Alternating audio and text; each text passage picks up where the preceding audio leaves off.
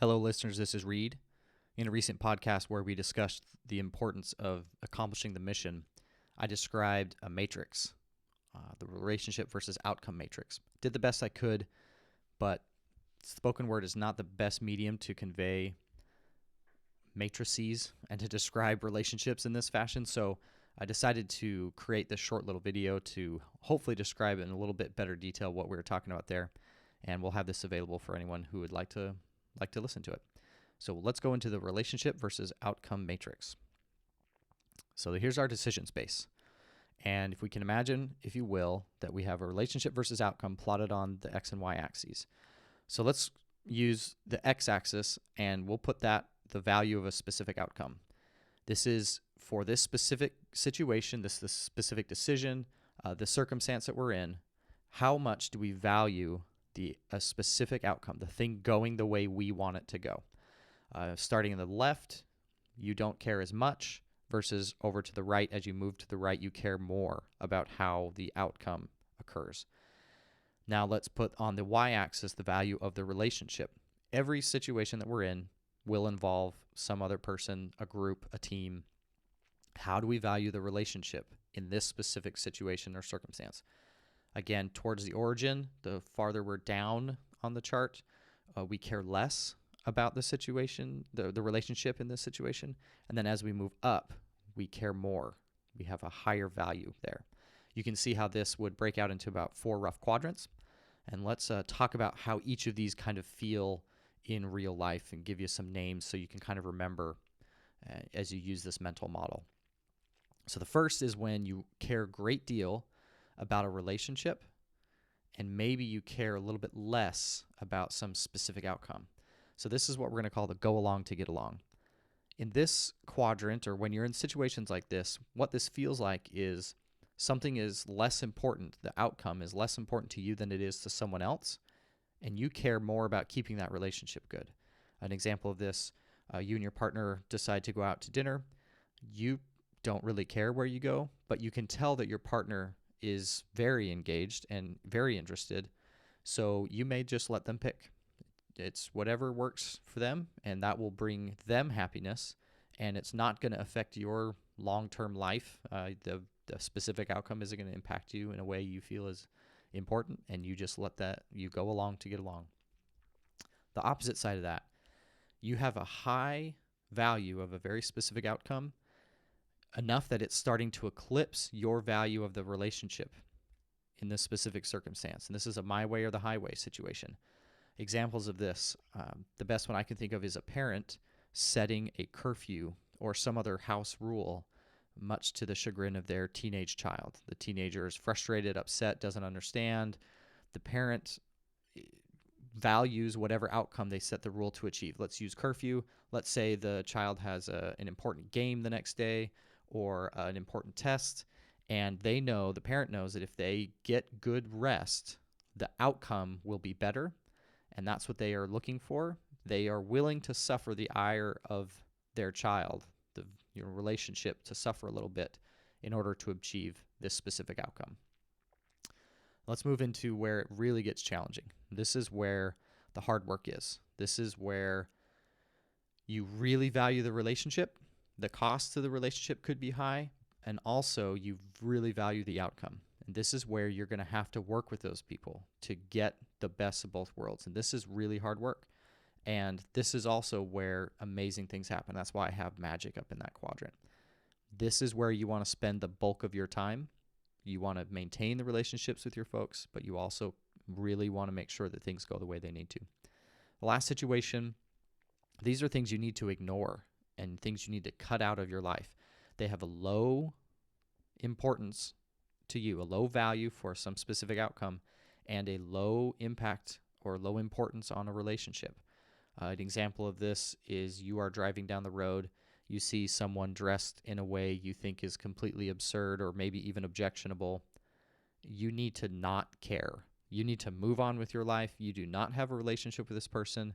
Their dressing in a specific way is not going to impact your life in any meaningful way. You need to ignore this. People can get wound up about all sorts of things, And the more you do that, the more it's going to impact your ability to do the things you do need to get done. This kind of stuff over here, low relationship, low specific outcome, just cut it from your life. I think it might be helpful to go over a hypothetical scenario in which you can find yourself in all of these quadrants all at the same time. So let's move into it. So let's imagine that you and your significant other, your partner, have decided to purchase a vehicle. This can be a really big deal. It says a lot about the state of your relationship. It says a lot about the state of your finances. Purchases of vehicles can be the second biggest financial decision that you can make.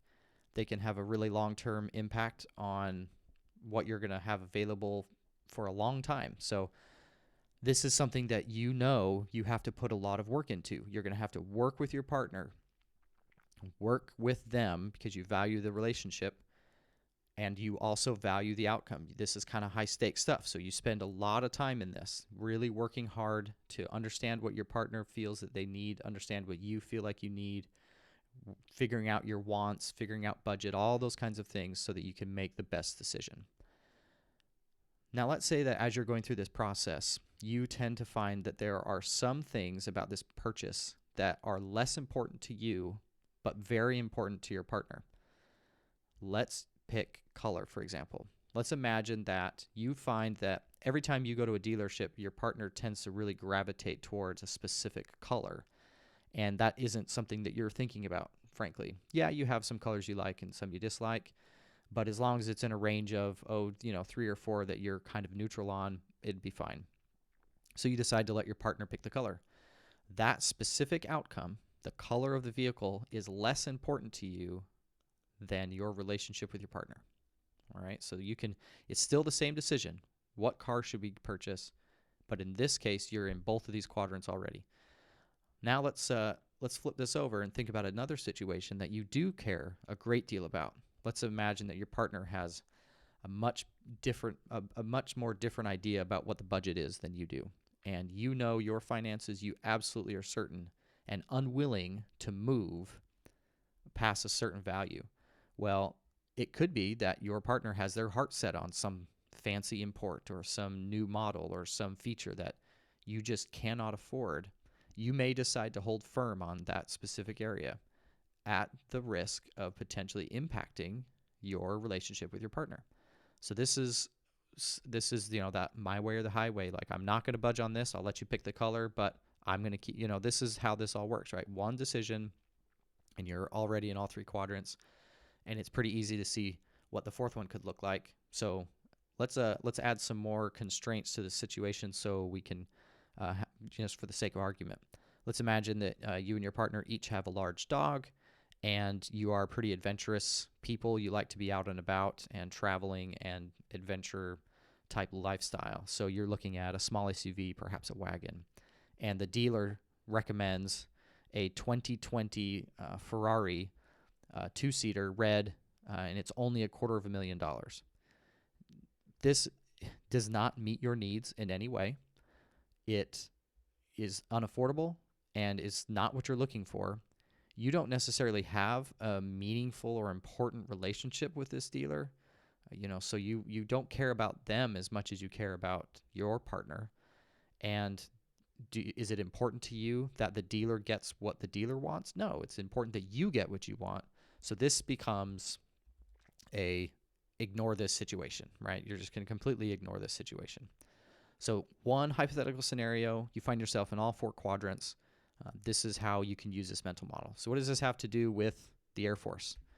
Well, bottom line, you're going to spend most of your time here.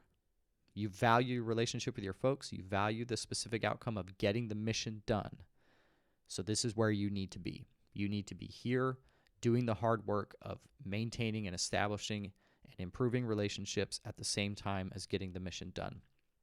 Now, sometimes when this is all happening, some people are going to care a lot about who gets credit. For me, I value mission accomplishment more than I value who gets credit. So if it's important to some organization or someone that they get credit for something, yes, I'm going to fight for my people. I'm going to take care of them.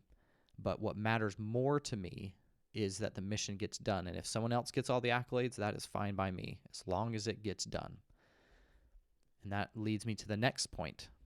The mission will get done. Even if it costs me some value of relationship, the mission will get done. And this is kind of what we tried to convey as we talked about, the importance of mission accomplishment. These two quadrants is where the Air Force is going to default. Yes, we want to value our people, and we will do everything we can to make their lives amazing, to take care of them and their families, all in mission accomplishment. But at the end of the day, if I have to ask someone to give their life in order that the mission gets done, I will ask them to do that. And that is what we're talking about when we say the mission cannot fail. We will absolutely get it done.